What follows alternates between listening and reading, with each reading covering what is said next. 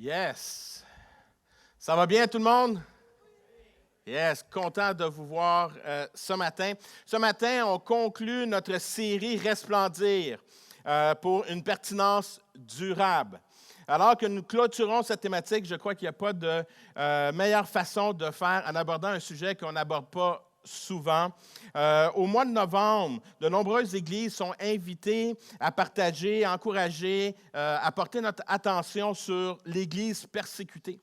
C'est une occasion précieuse de se rappeler que nos frères et nos sœurs à travers le monde sont persécutés encore aujourd'hui. Cela nous semble un peu abstrait parce qu'ici, ce n'est pas qu'est-ce qu'on vit, mais la réalité, comme vous allez voir dans quelques instants dans une courte vidéo, comment il y a plusieurs personnes, même il va y avoir des statistiques, que je ne veux pas brûler les statistiques que vous allez voir dans la vidéo, mais quand vous allez voir la vidéo, ça va peut-être vous surprendre.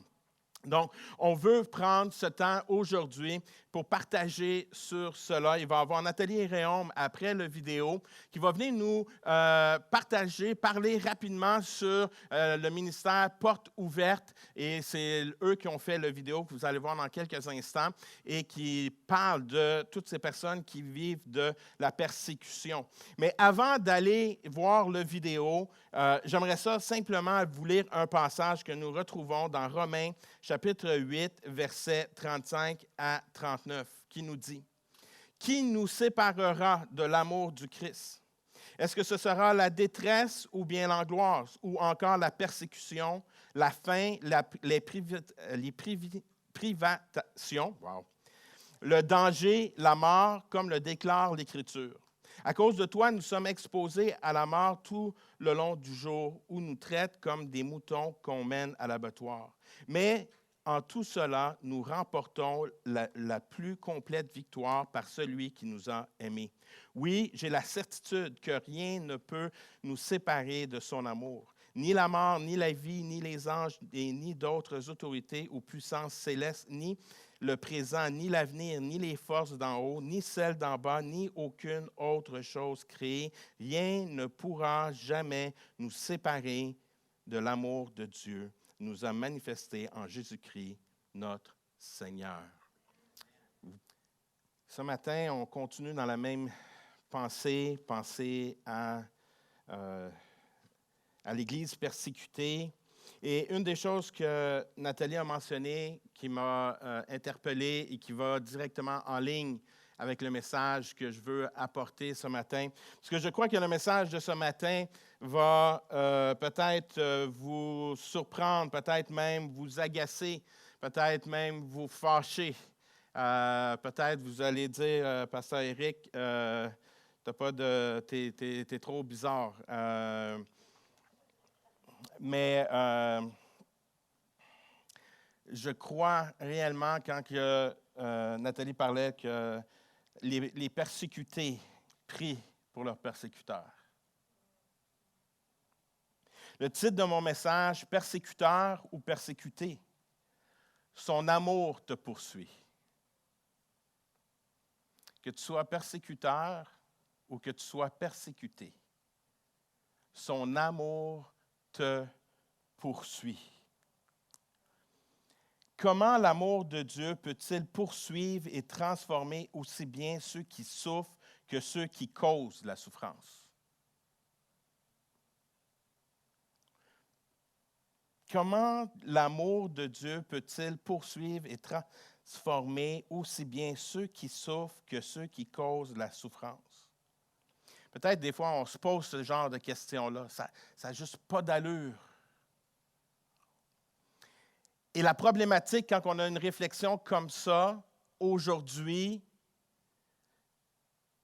puis on a de la misère peut-être à répondre à cette question-là, c'est que nous avons oublié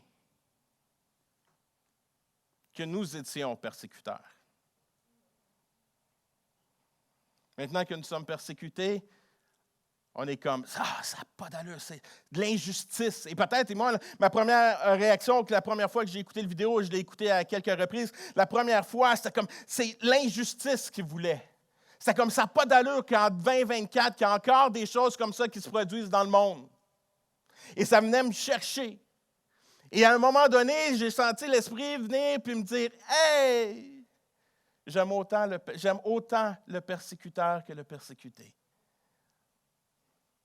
Et c'est là que j'ai réalisé, je fais, « Wow! » Pendant quelques instants, j'ai oublié que moi aussi, j'ai déjà été persécuteur.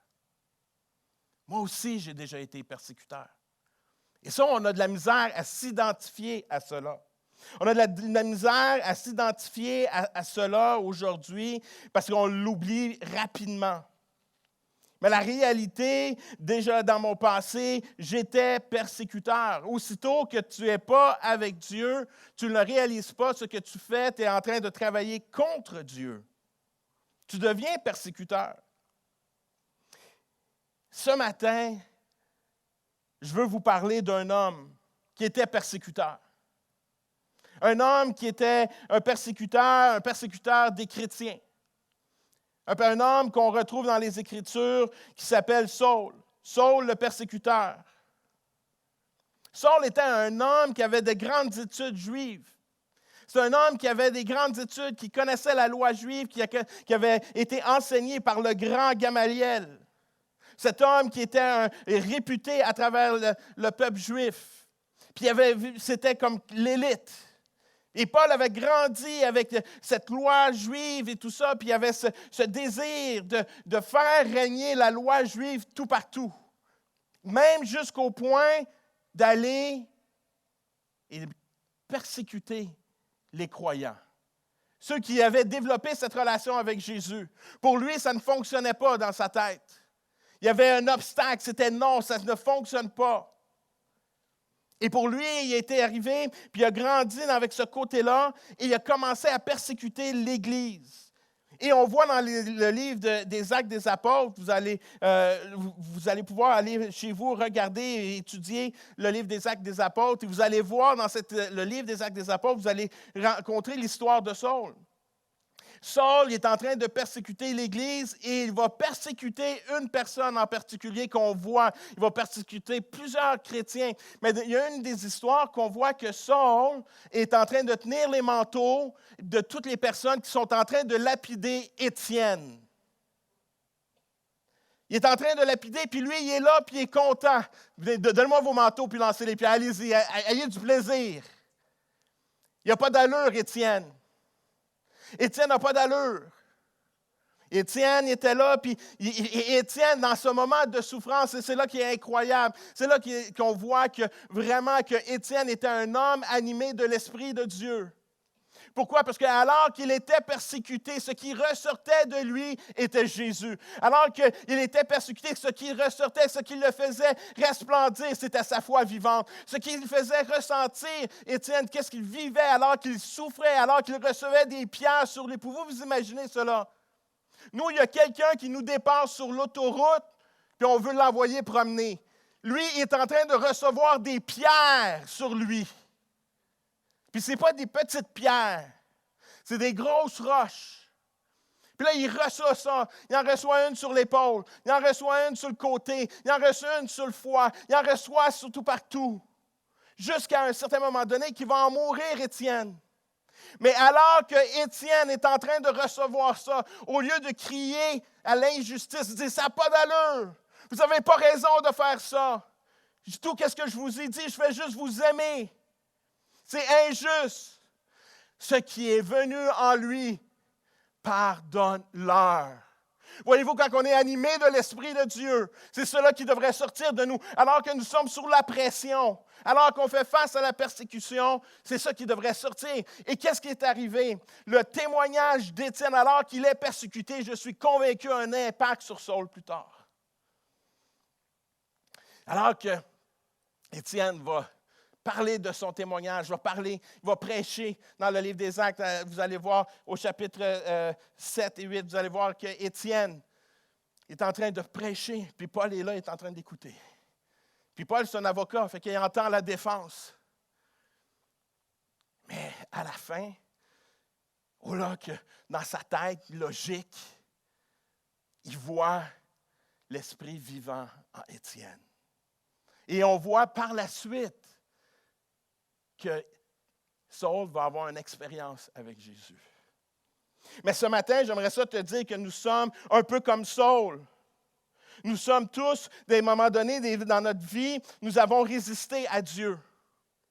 Il y a des moments donnés qu'on a pris des décisions, des choix, qu'on a dit hey, « je pense que je faisais du bien, mais en réalité, je faisais du tort. » Il y a des fois que j'ai jugé les autres. Hein? Est-ce que ça vous est déjà arrivé, ça? De juger les autres?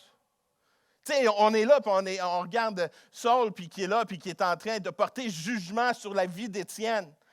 Nous, on a tous fait ça aussi. À un moment donné, dans ton lieu de travail, à l'école, peu importe l'endroit, même dans ton couple, est-ce que ça se peut que tu ailles juger ton épouse à un moment donné? Injustement? Vice-versa? Tu es arrivé et tu as porté des jugements.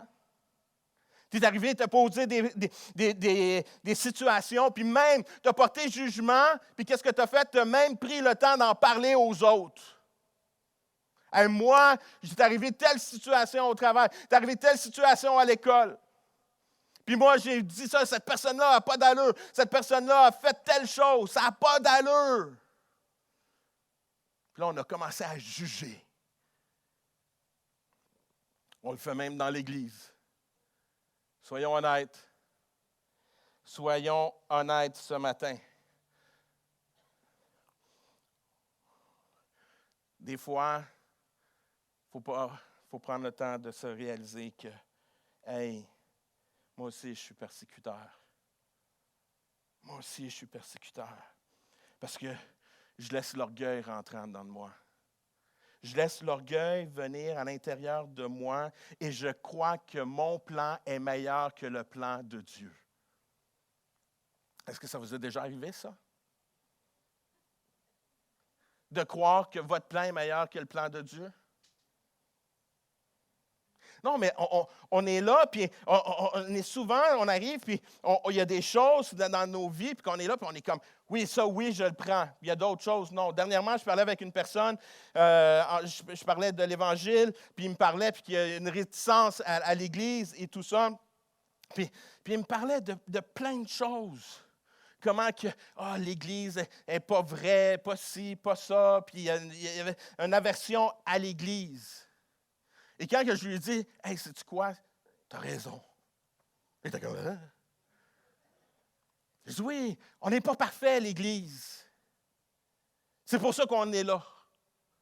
C'est à cause que je ne suis pas parfait que je vais à l'Église. Et à l'Église, ce que tu vas retrouver, c'est des personnes pas parfaites. C'est que tu as créé des attentes et les gens ont créé des attentes que pensant que ceux qui vont à l'Église sont parfaits. Non, la raison pourquoi on se rassemble tous ensemble, c'est qu'on est imparfaits, mais qu'on veut servir un Dieu parfait. C'est ça la réalité. Mais il y a des fois que je laisse l'orgueil rentrer en dedans de moi. Je pense que je suis supérieur, j'ai un zèle. Mais des fois, ce zèle peut être mal dirigé aussi. Saul, son zèle, ses intentions étaient bonnes pour lui. Son zèle pour lui, c'était de défendre la foi juive. Mais il avait tort. Lui, dans sa tête, c'était bon jusqu'à temps qu'il ait vraiment expérimenté Dieu. Mais savez-vous, quand je vois l'histoire de Saul, puis que je suis capable de m'identifier à être persécuteur, puis je suis capable de dire, hey, oui, je suis persécuteur, parce que je réalise que Saul n'a pas resté Saul. Saul a été touché. Saul a été transformé. Il a espoir. Alors que des fois, tu peux te dire, OK, oui, je fais des erreurs. Oui, j'ai fait des choix. J'ai été même persécuteur. J'ai dit des choses que j'ai regrettées. J'ai porté des jugements. Mais laisse-moi te dire ce matin qu'il y a espoir pour toi. Il y a espoir pour chacun d'entre nous. Et cet espoir se retrouve en Jésus. Et Saul, qui devient Paul, est une démonstration que de l'amour et la grâce de Dieu. Et encore aujourd'hui, cet amour et cette grâce est encore là et elle nous poursuit encore. Elle nous poursuit. C'est à nous de recevoir cet amour et cette grâce. C'est à nous de recevoir et de se laisser transformer, de se laisser toucher. Et c'est ça qui arrive à Saul, qui va devenir Paul, dans le livre d'Ézéchiel, le chapitre 9, de 3 à 6 que nous allons lire. C'est la rencontre de Saul avec Jésus. Ils étaient en route pour Damas et approchaient cette ville. Quand, tout à coup, une lumière qui venait du ciel brilla autour de lui. Il tomba à terre, entendit une voix qui disait, « Saul, Saul, pourquoi me persécutes-tu? » Il demanda, « Qui es-tu, Seigneur? » Et la voix répondit, « Je suis Jésus, celui que toi tu persécutes. Mais relève-toi, entre dans la ville, et là on te dira ce que tu dois faire. » Dieu ne se limite pas à nos échecs pour révéler sa grâce. Dieu ne se limite pas à nos erreurs. Dieu ne limite pas que, wow, pouvez-vous vous imaginer Dieu qui arrive, qui est là, puis que, wow, j'ai à dealer avec Étienne. Celui qui l'a persécuté il y a quelques jours, là, j'y offre la grâce. Soyons honnêtes, si ce serait nous le juge, qu'est-ce qu'on fait? Quel jugement qu'on porte? Mais c'est là la beauté de Dieu. C'est là la différence et c'est pour ça que je dis merci Dieu, tu n'es pas Éric. Merci Dieu que tu n'es pas nous, que tu es Dieu, que tu es amour, que tu es grâce, tu es juste. Et c'est pour ça qu'il ne se limite pas à nos erreurs. Parce que lui, au-delà de tout ça, de nos erreurs, de nos échecs, de tout ce qu'on peut faire, lui, il regarde à nos cœurs. Il connaissait le cœur de Paul. Donc, il ne se laisse pas limiter par nos échecs. Peut-être que ce que tu as vécu hier, les expériences que tu as vécues dernièrement dans ta vie, puis tu es là et tu te dis, « Ah non, je ne mérite pas. » Non, Dieu ne regarde pas ça. Il regarde juste ton cœur. Est-ce que tu es prête à le reconnaître? Est-ce que tu es prête à le suivre? Est-ce que tu es prête à prendre du temps avec lui? Il veut démontrer son amour envers toi. Ne laisse pas les erreurs du passé te limiter à expérimenter sa grâce aujourd'hui. Ne laisse pas tes erreurs du passé te limiter d'expérimenter sa grâce aujourd'hui. Dieu a transformé Saul, Dieu veut nous transformer aujourd'hui aussi. Dieu veut faire une différence dans ma vie aujourd'hui. Encore, il veut continuer à faire son œuvre avec moi aujourd'hui. Après les milliers d'erreurs que je fais par jour, Dieu continue à vouloir travailler avec moi. Dieu voit et dit, Éric, go, avance, je t'aime. Dieu agit au-delà des critères humains. Si ce serait selon nos critères, on aurait, nous aussi, lapidé Paul. Tu as lapidé Étienne, je te lapide. Œil pour œil, dent pour dent. La grâce de Dieu va au-delà de ça. Il est là, puis il dit, non, non, ce n'est pas vos critères, c'est mes critères. C'est mes critères. C'est mes critères qui sont plus importants. Et moi, je vois ce que tu ne vois pas. Je vois le cœur. Je vois le cœur. Et c'est là la grande différence entre lui et moi. Lui, il voit qu'est-ce qui se passe dans chacun d'entre nous. C'est pour ça que nous, on est vite portés à juger. Et pourtant, on n'a pas toute la compréhension. On a des connaissances limitées. Mais Dieu a la vraie connaissance. C'est pour ça qu'il y a une différence entre lui et moi. Et merci Seigneur. Puis quand que lui, Dieu choisit, comme je dis, il regarde au cœur, mais même 1 Corinthiens 1, 27, c'est Paul qui va écrire, Dieu choisit les faibles pour confondre les forts. Dieu choisit ceux qui vont dépendre sur lui, qui vont dire, hey, je peux dépendre sur Dieu. Beaucoup de fois encore, des personnes qui me le disent, « Ah, tu vas à l'église parce que tu as besoin de dépendre de quelqu'un. » Oui! Et toi, comment ça va? Est-ce que ça va bien? Est-ce que ça va bien? Est-ce que tu réussis tout seul? Non? Mais peut-être ce serait bien que tu commences à dépendre sur Dieu. Ça, c'est qu'est-ce que Dieu fait. Il ne va pas aux mêmes critères. Il ne regarde pas qu'est-ce que nous, on regarde. Et qu'est-ce que j'aime aussi dans l'histoire qu'on vient de voir, c'est que Dieu, Jésus, quand il rencontre Paul, Saul, qui devient Paul, voyez-vous, même dans les questions, il ne porte même pas de jugement. Il ne porte pas de jugement. Il fait juste lui dire, pourquoi tu me persécutes? Il n'a pas dit, hey, maintenant, à cause que tu m'as persécuté, non, pourquoi tu fais ça? Il l'emmène à réfléchir. Il l'emmène à avoir une réflexion pour que lui prenne connaissance de ce qui se passe. Parce que Paul, lui, ne comprenait pas.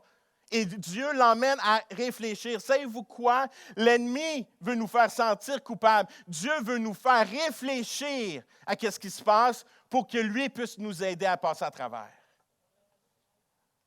C'est ça la grande différence entre Dieu et l'ennemi. L'ennemi nous emmène culpabilité. Dieu nous emmène à réfléchir à tout ce qui arrive quand je prends de mauvaises décisions. L'impact que ça a.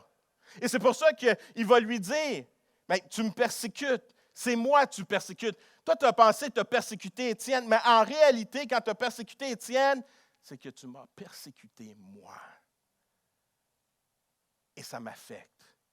Quand tu persécutes, ça m'affecte mon cœur. Parce que tu es en train de parler contre ma création.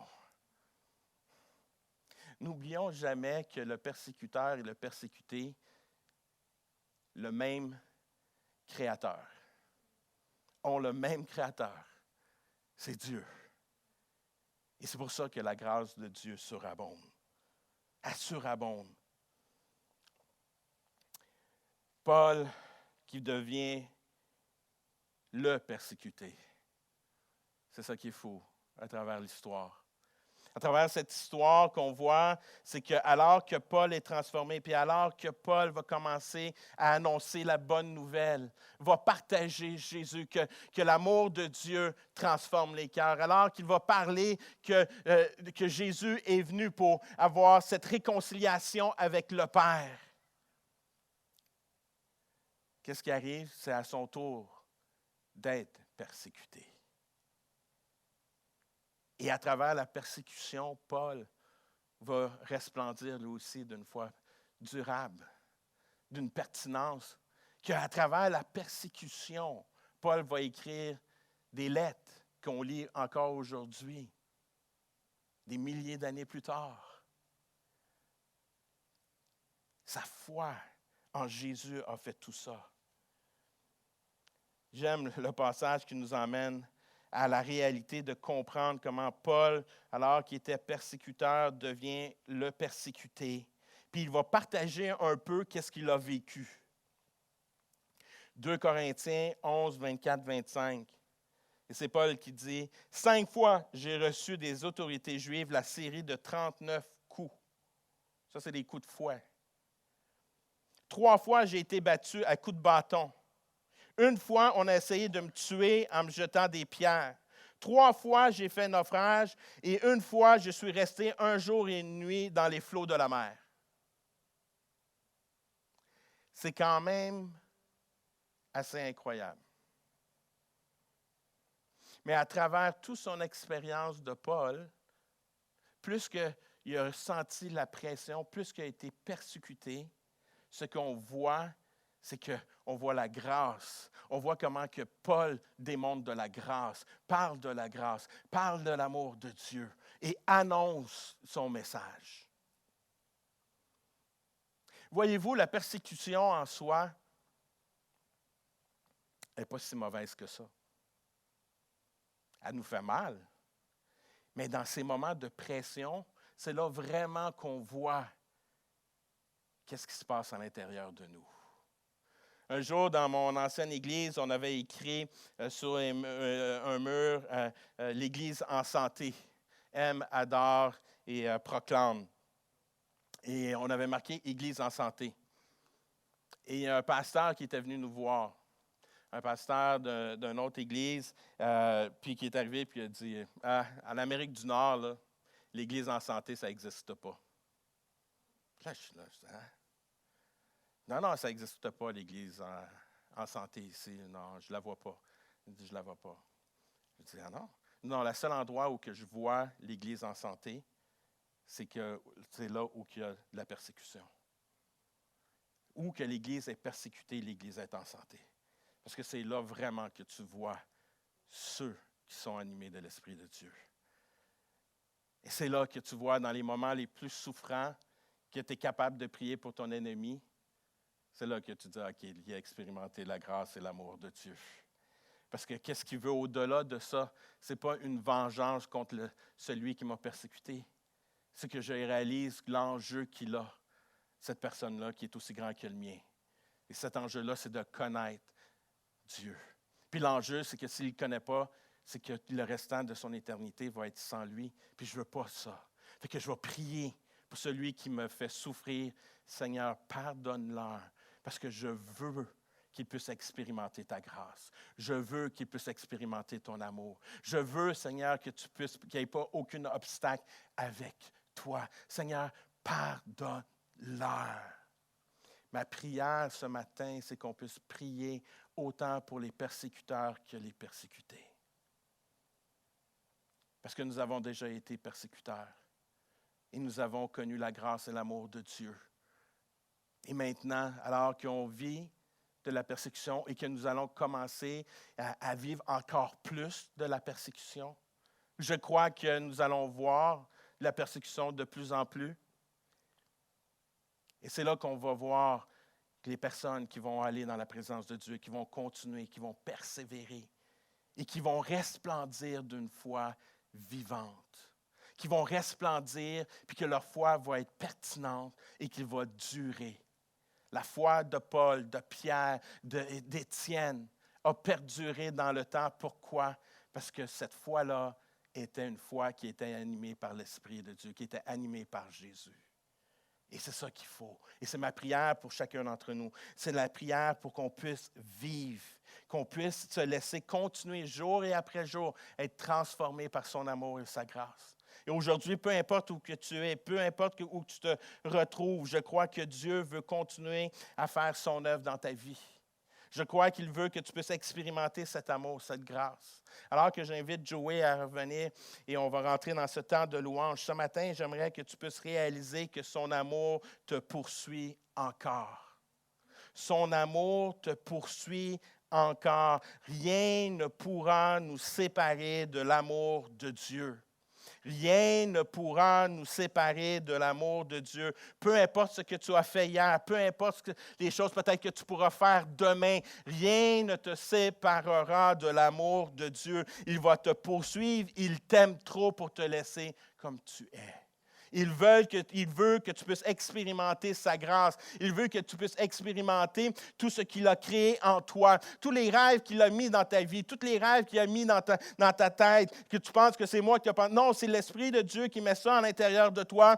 Et laisse-moi te dire, rien ne pourra séparer de l'amour de Dieu. Rien ne pourra séparer les rêves qu'il a mis dans ta vie. Rien ne pourra séparer parce que c'est lui qui les a mis. Ils vont s'accomplir. Laisse-moi te dire ce matin que tu as besoin de te relever puis de prendre ce pas de foi et de dire non, je ne laisse rien me séparer de l'amour de Dieu. Non, je ne veux plus. Non, je ne me laisse plus influencer. Non, je ne regarde plus en arrière dans mon passé. Mon passé m'a limité. Aujourd'hui, je vais de l'avant. Je laisse les choses du passé. Maintenant, je vais de l'avant. Oui, j'ai déjà eu des souffrances. Oui, j'ai déjà souffert. Oui, j'ai déjà vécu des choses qui m'ont fait mal à l'intérieur. Mais Dieu m'a guéri, m'a restauré. Et maintenant, je vais de l'avant. Maintenant, je proclame l'Évangile.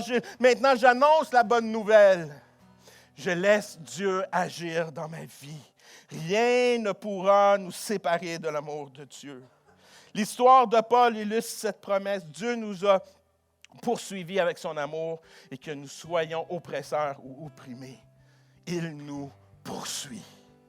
Son amour nous poursuit. Et elle va continuer à te poursuivre aujourd'hui et demain. Laisse-toi envahir par son amour. Alors que nous allons rentrer dans ce temps de louange, je te demanderai juste de te laisser embrasser par ses bras d'amour, que tu puisses expérimenter cette grâce. Et moi, ma prière, c'est que tu puisses avoir cette expérience comme Paul a eu. Que tu puisses simplement avoir ce moment où que Dieu laisse sa lumière aller sur toi. Cette lumière-là n'est pas là pour te détruire. Cette lumière-là est pour te construire. Cette lumière-là est là pour t'amener et t'éclairer sur le chemin. Elle n'est pas là pour te faire peur. Elle est là pour que tu puisses le suivre. Cette lumière-là est là pour te guider. Je te demande simplement de dire, oui, Seigneur, je veux l'expérimenter. Je veux expérimenter ta grâce. Je veux expérimenter ce que tu fais. S'il y a des choses qui font que je bloque, que j'ai de la misère à avancer, Seigneur, que je puisse, Seigneur, enlever ces choses et que je veux marcher et je veux te suivre. Paul, pendant quelques jours, il y avait eu des écailles et ces écailles ont fallu qu'il tombe pour qu'il puisse continuer à avancer. Peut-être qu'il y a eu des écailles dans ta vie, mais la lumière de Dieu va tout faire enlever. Cela va tomber et tu vas pouvoir marcher. Personne n'est irrécupérable pour Dieu. Son amour va t'atteindre. Son amour va te rejoindre.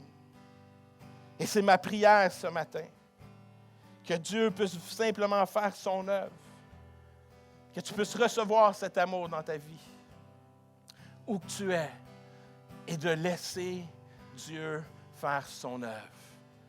Et tu vas voir que Dieu va te surprendre. Dieu va t'amener à des endroits. Peut-être tu vas vivre des moments difficiles. La vie de Paul, comme on a mentionné, n'était pas facile. Je ne suis pas ici pour vous dire qu'en donnant ta vie au Seigneur, que maintenant, toute ta vie va être parfaite. Puis tu vas vivre simplement de belles choses. C'est pas ça. On vient de lire l'histoire de Paul. Qui a été fouetté, qui a manqué de nourriture. Que ça a été dur. Mais rien ne te séparera de l'amour de Dieu. Et cela va combler tous tes autres besoins. Le plus grand besoin de l'être humain, c'est quoi? D'être aimé. Et la personne qui peut t'aimer réellement, la meilleure personne qui peut t'aimer, c'est Dieu. C'est Jésus. Parce qu'il a tout fait pour toi, pour te montrer son amour. Et c'est ma prière ce matin. C'est ma prière que tu puisses le réaliser et que tu puisses simplement le laisser venir à l'intérieur de toi et reconnaître qui qu'il est et de le laisser faire son œuvre. Et tu vas voir, il va t'amener sur des chemins que tu vas vivre des choses extraordinaires avec lui. Tu vas vivre des choses, tu vas te dire, j'aurais jamais pensé que j'aurais vécu ça. J'aurais jamais pensé que j'aurais été capable de passer à travers telle et telle situation. Et la seule raison pourquoi tu passes à travers ces situations-là, c'est qu'il est avec toi et il t'accompagne à travers le chemin. Ce matin, j'aimerais ça simplement qu'on puisse se lever, se tenir debout. Alors que Joey va venir nous guider dans ce temps de louange, qu'on puisse s'abandonner à lui, puis qu'on puisse simplement laisser Dieu faire son œuvre et de laisser vraiment ses bras d'amour nous envelopper ce matin. Et qu'on puisse prier pour ces personnes qui vivent des moments difficiles, qui ont expérimenté la persécution. On ne veut pas oublier nos frères qui vivent ces moments-là. Et nous avons une responsabilité vers eux. Nous avons une responsabilité envers nos frères qui vivent des moments durs, de les accompagner. Et on le voit à travers les Écritures à maintes reprises, que alors que Paul est en prison, on voit Timothée et d'autres hommes qui vont prendre soin de Paul. La même chose que pour nous, nous avons des responsabilités envers eux. Qu'on puisse faire ces petits gestes et on va voir que ça va faire une grande différence. On ne veut pas oublier ces personnes-là.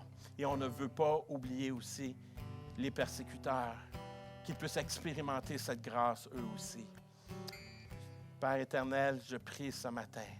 Je prie que tu fasses ton œuvre, Seigneur, pour celui qui est persécuteur, celui qui est persécuté, Seigneur Dieu, que tu puisses, Seigneur, que ton amour, Seigneur, les poursuive. Qu'ils puissent sentir ta présence où qu'ils sont, Seigneur Dieu, et que tu puisses te révéler, que ces persécuteurs, Seigneur, tu puisses expérimenter un chemin de Damas comme Saul a expérimenté, qui est devenu Paul, Seigneur Dieu. Et Père, que ceux qui sont oppressés, qui vivent la persécution, qui puissent avoir, Seigneur, ton esprit comme Étienne, qui était animé, Et Seigneur, que ton esprit, alors qu'ils vivent ces persécutions-là, que les gens alentour d'eux le voient comme un témoignage vivant, Seigneur Dieu. Qu'ils continuent, Seigneur, à proclamer ton amour et ta grâce et que toi, Seigneur Dieu, tu fais la différence dans leur vie. Seigneur, je te demande de faire ton œuvre ce matin. Tu vois chaque cœur qui est ici. Tu connais chaque personne, Seigneur. Je te remets, Seigneur, ton Église entre tes mains. C'est tes personnes. C'est toi, Seigneur. Tu es notre Créateur. Et ce matin, Seigneur, chacun d'entre nous, Seigneur, nous venons devant toi et nous demandons, Seigneur, simplement que tu fasses ton œuvre dans chacun d'entre nous. Que ta lumière puisse continuer à nous éclairer, faire son œuvre, Seigneur Dieu. Seigneur, qu'on puisse briller, qu'on puisse resplendir d'une foi vivante, d'une foi durable, Seigneur Dieu. Parce que c'est toi qui dure à travers le temps, Seigneur Dieu. Ah, Père éternel, je te remercie ce matin. Et je veux te remettre tout le restant de ce temps, alors que nous te louons et t'adorons, Seigneur Dieu. On te remet ce temps entre tes mains, Seigneur, pour ta gloire et ton honneur, Père. Je prie dans le nom de Jésus.